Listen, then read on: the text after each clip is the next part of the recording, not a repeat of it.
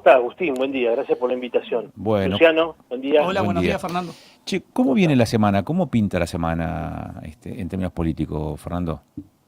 Bueno, estamos en un impasse bastante inquietante con respecto al famoso pacto de mayo que llamó el presidente para hacer en Córdoba con los gobernadores.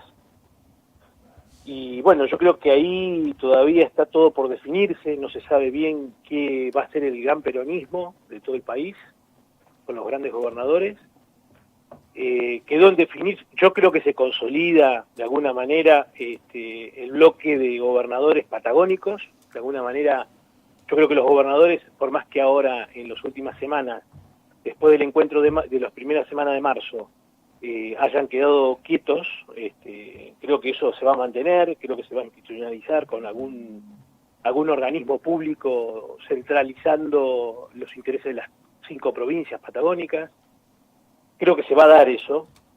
Creo que además nos Vos decís conviene, que se constituye como un polo de poder, digamos, la región y patagónica. es que nos conviene a los patagónicos.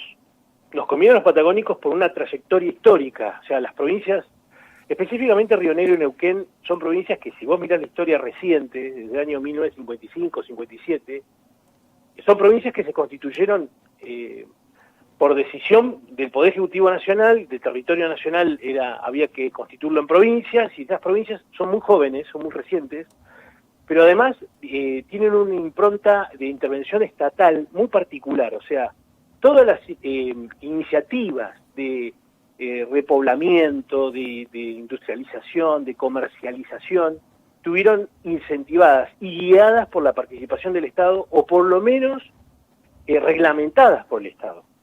Que de alguna manera, si vos lo pensás bien, se cimenta sobre la gran teoría de autores que tienen más de 100 años, que dicen que primero está el Estado, después viene el mercado. Entonces, de alguna manera tiene alguna lógica dentro de lo que es nuestro país. Y creo que nuestra región patagónica, en este sentido, como símbolo, nos sentimos todos unidos de alguna manera, ¿no? Más allá de que uno esté en La Pampa, en Río Negro, en Neuquén o en Chubut, estamos como vinculados directamente por las mismas necesidades.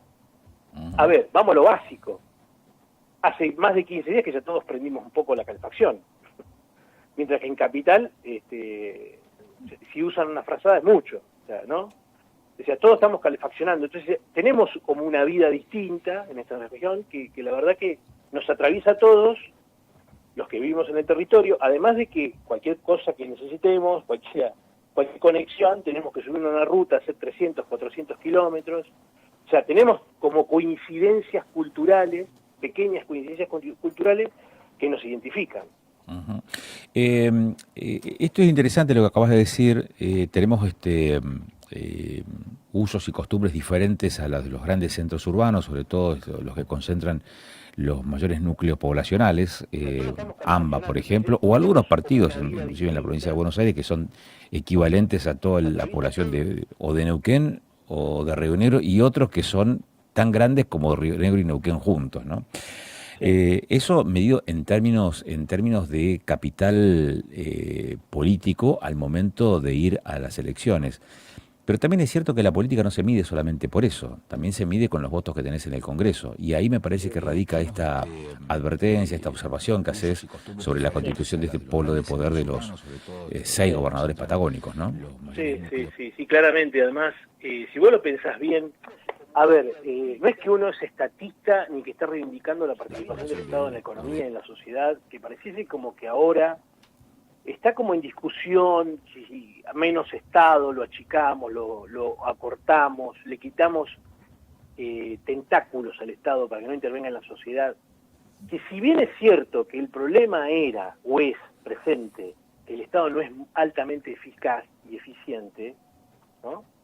Lo que sí es cierto también es que tampoco podés tener un Estado que no tenga capacidades. O sea, acá la cuestión de fondo es que no se puede discutir un Estado incapaz, o sea, que no esté neutralizado, que no pueda tener potencia, porque un Estado sin potencia no tiene tampoco un mercado potente. Vos pensás los países altamente industrializados tienen de por sí, para trascender sus fronteras comercialmente y poder imponerse comercialmente, primero tiene un gran Estado. Entonces, no pensemos la economía, o no pensemos que vamos a lograr tener una gran economía en la Argentina, teniéndonos incluidos a más de 50 millones de personas, si no tenemos un buen Estado. O sea, Bueno, ahora vos podés tener un Estado grande en la Patagonia, Fernando, pero el mercado no va a ser tan grande, digo, por la densidad poblacional que tiene la Patagonia.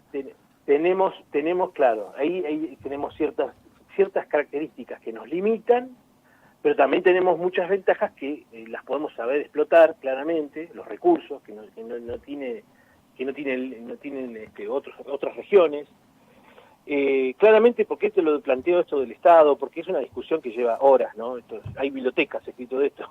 Uh-huh. Pero lo cierto es que, por ejemplo, la OCDE, que es una organización de comercio internacional, sí. Claro, de europeos occidentales, Estados Unidos y Canadá, ¿no? Y fíjate que ellos han ido comparando y analizando el desarrollo en los últimos 40 años de los países, y los estados tienen cada vez más funciones, ¿no? Mejorado en sus modos de intervención en la economía, ¿no? Son más proveedores, pero además también son más reguladores. El gasto público, si bien no bajó, ¿no? Ellos tienen un gasto público presionado por las pensiones, la educación, la salud, los servicios sociales. O sea, la temática es exactamente parecida a lo que nos está pasando a nosotros en países que no tenemos un alto nivel de industrialización.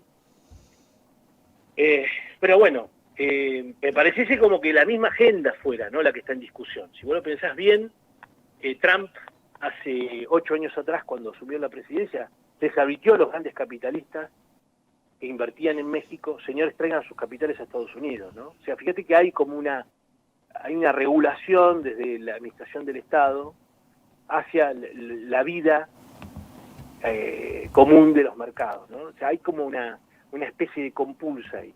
Si vos no tenés un Estado potente, es muy difícil advertirle a los dueños del capital algunas órdenes, ¿no? Creo que esto es pero bueno, Fernando, es una gran discusión que hay en este momento. ¿Qué haces, Luciano? Sí. ¿Cómo te va?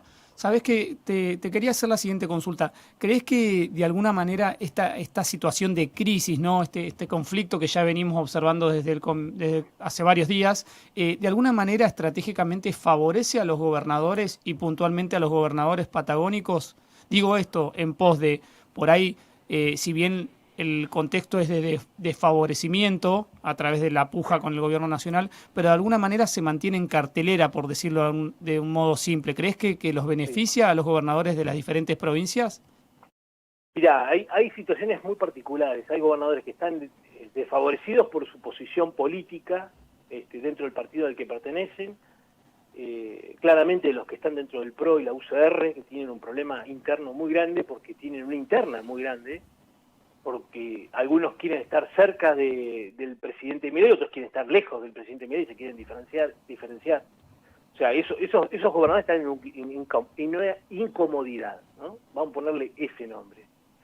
Después los gobernadores provinciales, que son más bien peronistas, que son identificados con el gran peronismo, ellos están cómodos porque claramente se ponen en la posición de opositor y eso ya no hay blanco-negro, siempre estás en una posición clara. El tema es que nosotros tenemos, por ejemplo, gobernadores provinciales que son provincialistas, que tienen sus propios partidos políticos y ellos tienen que equilibrar entre los grandes partidos nacionales y equilibrar con el presidente de la República. Están en un tema que yo creo que si esta crisis, más allá de que sea económica o política, está en discusión el pacto político, que es el pacto federal, que es la coparticipación, las relaciones entre las provincias con el gobierno nacional, estamos en un tema que les puede dar una relevancia importante. Si juegan bien, tienen una preponderancia nacional los gobernadores, sí, por supuesto. O sea, que esta crisis puede ser usada para poder crecer, claramente. O sea, yo no veo, o sea, de las grandes crisis, no siempre todo es malo. O sea, esto es lo que quiero decir, ¿no? Uh-huh. Esto es lo importante.